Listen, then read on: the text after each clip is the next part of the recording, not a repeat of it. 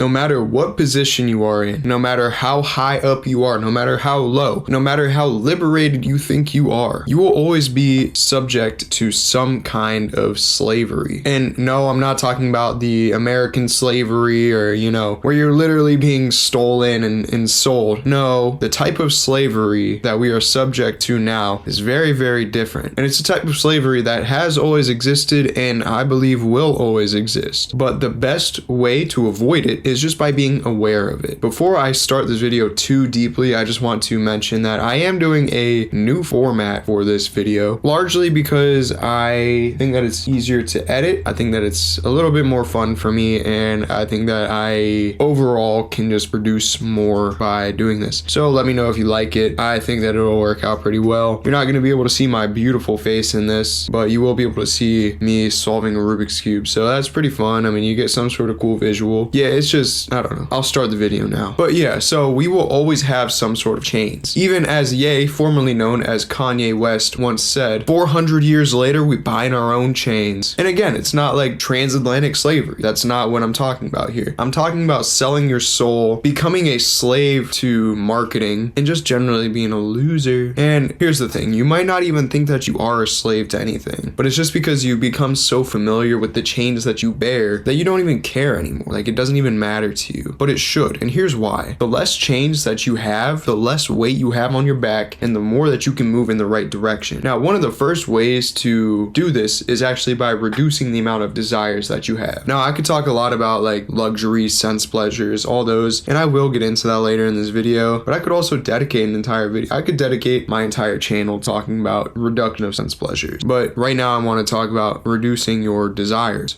Sometimes I'm not even gonna lie, like I want a slice of cake. Like I want some sugar, dog. It tastes good. Like I like the taste of desserts. I got a big sweet tooth. But I know that it's usually not the best thing for me to be eating a slice of cake. I'm already a little chunky. I don't want to eat more cake. I'm trying to get some gains. I'm trying to get ripped. And if I'm just macking on some cake, I mean, that's really not gonna happen. How am I supposed to get abs when I choose cake? I might get cake, but I ain't gonna get abs. You know what I'm talking about? Now, here's the thing. When I desire that cake and I don't eat it, I kind of have a bit of a suffering, right? I suffer a little bit. It's not like a massive suffer. It's not like Jesus level on the cross, but I go through a little bit of pain for having not eaten it. It's like no matter what, it feels like no matter what, I'm gonna be in that pain unless I eat a slice of cake. And so what ends up happening is I stuff my face, I get sad about it, and I go rot in my bed. And you know what? I'm probably gonna go doom scroll in my bed. I'm probably gonna do some other things in there that I probably shouldn't be doing. Doom scrolling. Yeah, and don't even lie, like you doom scroll. You probably doom scrolled to find this video. You ain't perfect, dog. I'm not perfect either. But you know what would fix this? If I just circumvented the entire process and I just didn't have the desire to eat the cake. Now, that's a lot easier said than done because it's not something that you can will into existence. You can't will into existence a lack of desire when that desire already exists. What you have to do is you have to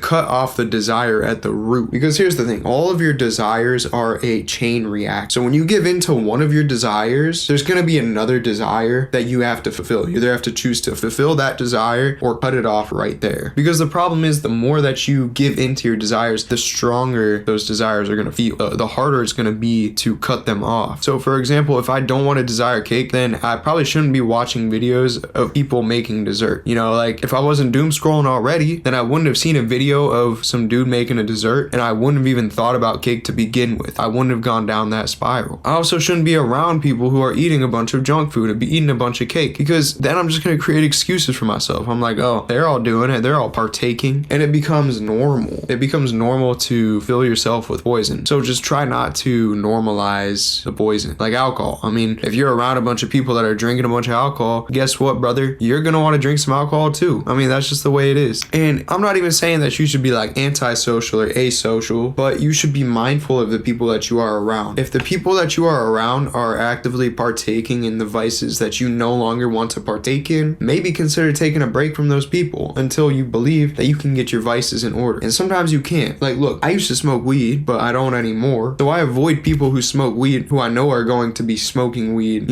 for a long duration. I can be around somebody who's high, but if somebody is just like constantly smoking, I might have to avoid those people. It might be people that I love, but it's the best thing for myself to avoid them. And it sucks. Yeah, it sucks because I'm a 22-year-old guy and I got to make these tough decisions. I got to basically cut off my friends. I mean, it's not It's not like I don't like those people. It's just I don't want to be around the stuff that they're doing. So in a way, I am cutting them off, because look, if I see somebody smoking weed, I'm gonna be like, eventually I'll give in and be like, oh yeah, the secondhand smoke is kind of nice. But then at some point, that secondhand smoke isn't gonna be enough, and so I'm gonna want to take an actual hit because I've just been around it so much.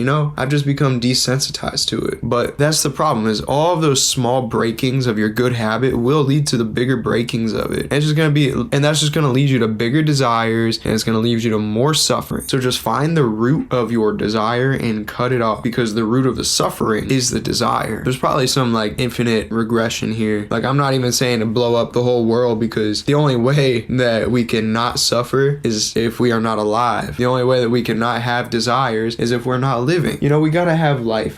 There's some sort of balance that you need to find where you just accept that desire will be a part of your life, because you're gonna have it and you're gonna give in to some of them. Don't beat yourself up over it. Just understand it. I just know that if I don't give in to any of it, or at least give in to the least amount possible, then I'm gonna suffer less. And because I'm suffering less, I'm happy, I'm more virtuous, I'm more energetic. I can create more YouTube videos, I'm healthier. And I also wanted to talk about caffeine too, and like drugs in general. I'm not like an anti-drug guy. I think that drugs are great. I think that drugs can be helpful. They can be very useful in certain circumstances, but I don't think that they should be able to rule your life. When they rule your life, it's a problem. So like, I used to have problems with weed, caffeine, nicotine, alcohol, like all these things. I've been through it, and I'm still not perfect. Like, sometimes I have those desires, but I'm so glad that I cut them all off. I haven't had any caffeine for like 8 months. I haven't had weed or alcohol for almost 8 now too. I quit all these things basically at the same time. So my life, I think, has been a lot better because I don't have these things that I depend on. I'm not clinging to caffeine. I'm not clinging to weed or alcohol anymore for my happiness. I'm able to create that happiness within myself. I'm able to bring it out without having anything that derives from my outward environment and bringing some negativity in order to experience happiness. I can just experience the happiness itself because I've learned how to deal with certain circumstances, and I've learned how to meditate and to bring that happiness out without having to be high all the time. And again, I'm not saying that drugs are inherently bad. For me, they're probably not the best thing to be doing because I get hooked on them. But shoot, dog, you live your life, you want to live it. Now I'm going to be talking more about this like luxury and comfort thing, because I feel like as humans, we're kind of at a weird point in society where it's become so normal to have a luxurious life. Your cars are super comfy, your couches are comfy, your rooms are the perfect temperature. You got these Helix sleep mattresses with a temperature control. Like, what is that, dude? Humans never had this before. And that's gotta mess with our vitality in some way. It's gotta make us weaker in some sense. Like, yeah, I understand the whole recovery thing. If you want to build your muscle, you gotta not only break it down, but you gotta recover it too. I understand that, but I think that we take this a little bit too far. We sit down a little bit too often. We expect too much out of our lives. We have too many comforts. So like, let's think about something like air conditioning, or for you Europeans, aircon. Humans didn't have that for a long time. And when they didn't have aircon, when they didn't have that AC, they weren't like, oh man, I really wish I had air conditioning right now. No, they were just like, oh shoot, it's hot outside, better thug it out. Like, they became so strong to their environment that it really didn't even matter. So maybe try, just maybe, turning off your air conditioning for a little bit when it's hot out. I know we're going through a heat wave right now. Like, well, it's a little bit gone now, at least where I'm at. Not too hot anymore, but maybe try turning it off when you're a little bit hot. Maybe if you got your fan going on in your room, turn that thing off and just see if you can live, see if you can be happy without it, because you probably can. You can probably still find that happiness. You just gotta thug it out. So just for another example, I mean, the technology develops so quickly and so rapidly, so amazingly. It's really awesome. I do love technology. But let's look at like a self-driving car. All right, before self-driving cars existed, when people were driving, like when Henry Ford created the car, people weren't remiss that it couldn't drive itself. People were just astonished that there was such a thing, right? But now we have self-driving cars, and now whenever we're driving, we're like, oh man, I wish that my car drove itself so that I could doom scroll while I'm driving and not even have to look at the highway. And it's again because these luxuries stack on top of one another. When you have all these luxuries, you become profligate. You kind of become a sense pleasureaholic. Anything that can get you some sort of sense pleasure, you're gonna be in the center of, like, right away. But if you start to deny yourself of random sense pleasures, I mean, meaninglessly, right? Like, if for some reason I just said, I'm not gonna wear a shirt shirt today. I'm not gonna wear pants, dog. You know, I'm not saying to do anything illegal, but like sometimes pants are comfy, sometimes shirts are comfy. And if I'm not wearing those things, maybe I'll be a little bit uncomfortable. And maybe that discomfort will be good for me because I'll be thinking about that discomfort and it'll almost distract me from the other luxuries that I have because I've set my baseline to such a low level. Now, I'm sure when I say the word luxury, some of you are probably thinking of like designer bags like Louis Vuitton, Gucci, Off-White, whatever. But I stopped buying Louis bags after Virgil passed. Psych, I never bought them in the first place. But no, I think that designer clothing is like, I want to say a word that I probably shouldn't say on YouTube because my face is on here. So I'll just say, I think it's stupid. No, I'm not gonna like sit here and say like, oh, looks don't matter. You know, nobody's gonna judge you based on your external projection because that's not true. Like, we all judge people based on how they look. We all judge people based on what they're wearing to an extent. You know, I'm not saying that people believe that your entire personality is reflected by that, but you know, people are more vain than we would like to believe. You know, like if I'm going to dinner with some friends or if I'm going on a date with a girl, I'm not gonna go in a wife beater and PJ pants. Like, I'm still the type to dress casual for the most part. If I am going out with my friends, I'll probably wear just a basic t-shirt and some sweatpants and be comfy. But you know, I'm gonna dress up a little bit depending on the environment. And you know, to be honest, if it wasn't considered rude, I would probably go outside without a shirt on most of the time. But it's also just hot out, so I'm kind of used to that at this point. Like, I'll just constantly be shirtless. But that's just not the way that our society is structured anymore. You know, I was born in the wrong millennia, for real. I was born, I think I have this soul of like a Babylonian. No, not a Babylonian, maybe like an ancient Greek. I don't know. Like Diogenes, dude, Diogenes was able to do that stuff. Like, he was able to just like say, oh yeah, I don't care about none of y'all, dog. I'm gonna just ride around, be homeless. Like, who cares? And I guess you could still do that. I guess that there are still like, you know, Diogenes level cynics out there. And, you know, maybe I'm destined to be homeless or like broke or something because I just simply don't care about the luxury. But I do think that the more that I've cut luxuries out of my life, the happier I've become. Because like, who really cares, bro? Yeah, dog, I'm gonna spend $2,000, which is a week of my life, just so that I can buy this bag because it has a French guy's name on it. Dude, this bag has a French guy's name on it. Can you believe that? Like, who cares? Who cares about your Louis Vuitton or your Hugo Boss? You are living a terrible life, making yourself a slave to your job just so that you can impress your friends or some girl that's gonna leave you at some point. Yeah, I'm broke, but I'm wearing Louis though. And look, I don't even like to be mean and hateful, but like, designer fashion is just one of those things that does make me a little bit upset. It makes me a little bit angry because I think it's so stupid, dog. Ugh. But going back on the Diogenes thing, another chain that we're kind of bound to is our obedience to societal norms. In our society, it's idealized to have like a big house and fancy clothes and a pool in the backyard. And in some circles, like, you're even seen as lesser than simply because you own less things. But to me, all of those things are just material attachments that will take you away from your actual happiness, from the internal and eternal happiness that exists in you at all times. Because look, all of those things are points of failure that you have to face at some point. Like, if you got a hot tub and you like to use your hot tub all the time, what if your heater goes out? Now all of a sudden you're upset because you don't have a hot tub. But me, I'm chilling in my room. I don't even care that I don't have a hot tub because you know what? The heater's not going out. At least I don't have a hot tub, so I don't have to worry about the heater. Oh, you want a BMW? Well, look, they're always gonna have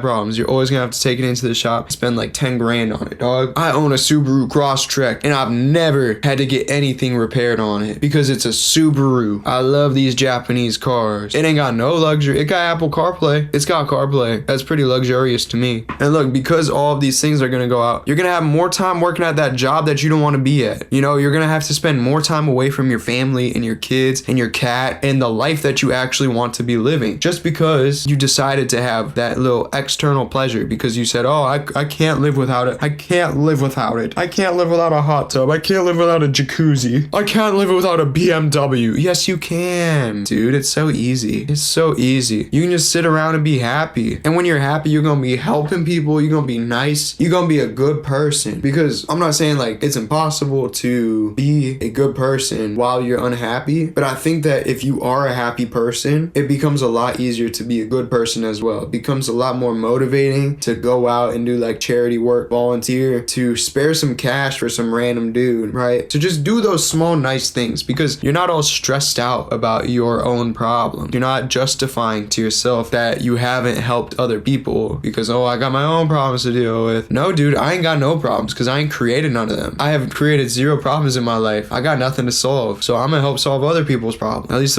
that's the way I see it. To me, liberation is not just owning a bunch of useless junk. It's being able to work less, have more time to enjoy and serve your community. You should be trying to get away from that widget factory that you spend your whole life on. You'll be selling your soul to your boss just so that you can drive to work in a nice car and make your coworkers think that you're cool. But guess what? You all got the same job. You are all in the same terrible situation. All right. So why don't you make it a little bit easy on yourself, save some money? And this is why I'm so keen on a life of simplicity. Like, I really like doing simple things. I really enjoy camping. I really enjoy just like going for a little walk. You know, I could go barefoot and take a walk. You know, how much money do I spend taking my shoes off and going for a walk? $0. Zero. Like, yeah, I could go for a hike. I could drive my car 20 minutes, but where I live, I got a nice neighborhood. I can walk around that. I can take my dog for a walk right there. Don't even matter. And that's what makes me happy. You know, I don't have to buy $1 billion mansion just so that I can be happy. I can be happy right now. It's a choice. Happiness is a choice. And once you realize that, it's really gonna change your life a lot. But I ain't gonna lie, like, sometimes I do buy some luxury stuff. For example, like, I like to buy small things every once in a while. Like, I love Rubik's Cubes, and I've been really getting back into them, which is why this video is formatted the way that it is. And I know that if I'm not careful, I'm gonna end up spending like $500 on a bunch of new ones that are just gonna sit in my closet at some point. And the reality is that, like, I don't need them. I shouldn't cling on to this idea that my life would be like drastically better if I just had a better Rubik's Cube, if I had another Mega Minx, if I had a better 7x7. Like,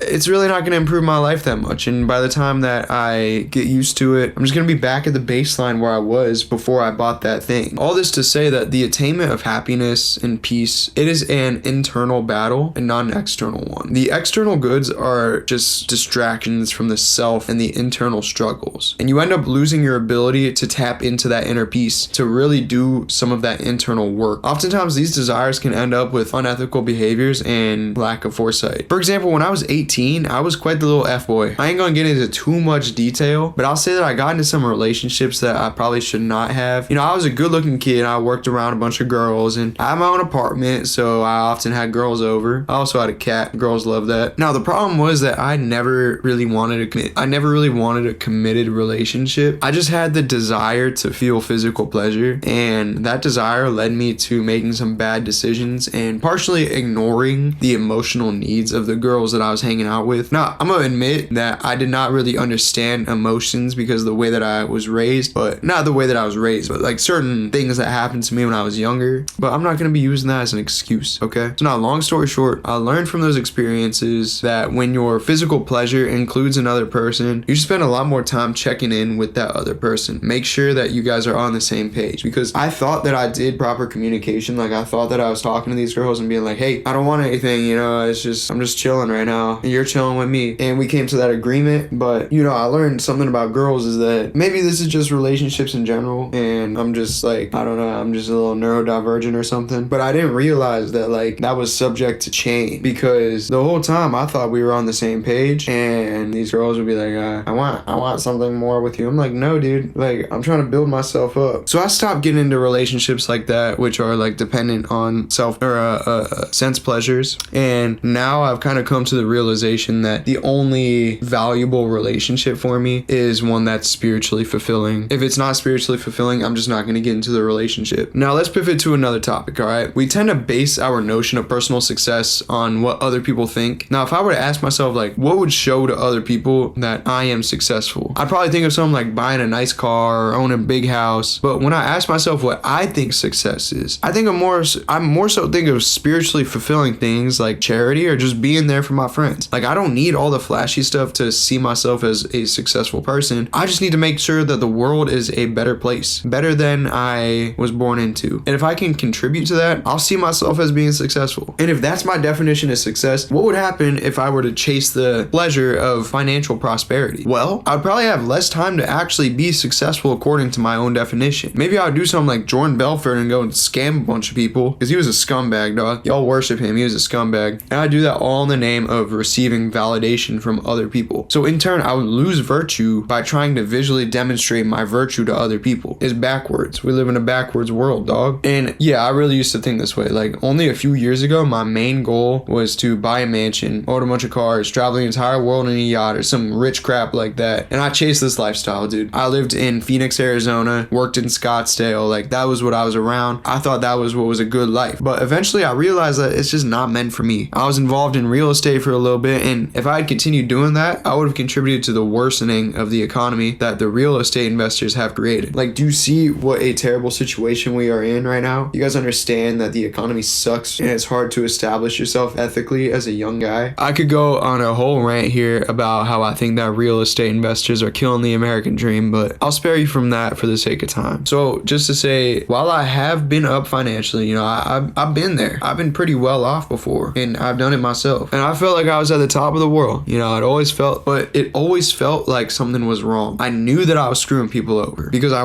was screwing some people over when I was in real estate. And I was doing it just so that I could fulfill those desires because I had this goal, and that was all that mattered to me. I was working so much that I never had time to stop and smell the roses and just enjoy life. But now that I have less desires, my happiness is less dependent on finances. So I feel so much more fulfilled. Sure, there are times where I look back and I'm almost jealous of the past version of me because of what I have had, but those are very brief moments because I remember how I felt at the time, and I remember how much less clarity I had mentally, because now I read books a lot, and despite the way that I speak, I'm actually a smart cookie, okay? Believe it or not, I'm a smart cookie, and I know that about myself. I got a little bit of self-confidence because I read a couple of books. I read a couple of philosophy books. Now I'm cocky. But look, overall my life has improved drastically. It's improved so much just by being more minimal in my necessities. All right, thank you everybody for watching. I mostly made this video to test out the new format, so please just let me know what you think, because if I keep doing this, then I don't need to find like a separate place to record. I can record the audio and the video at different times. I can kind of like cut in. It's a lot more fluid for me. It's a lot easier for me to do this. Like, I'm not even wearing pants right now. I don't know why I've mentioned so many times in this video that I don't like wearing pants, but I'm not wearing any right now. So like, that's what I like about this kind of video, is that I can do that. So much liberation, dude. But yeah, join the Discord. Let's have some conversations. Discord's in the description. If you have anything that you want to talk about with me, also drop a comment, because look, dude, I'm trying to grow this channel a little bit. I got like 100 subscribers, and that's dope. You know, y'all are sick, but I'd like to have a couple more subscribers because I'm a greedy son of a gun. But yeah, thanks again for watching, everybody, and please do consider subscribing and see the next video. I love you all, and I wish the best for you. Later.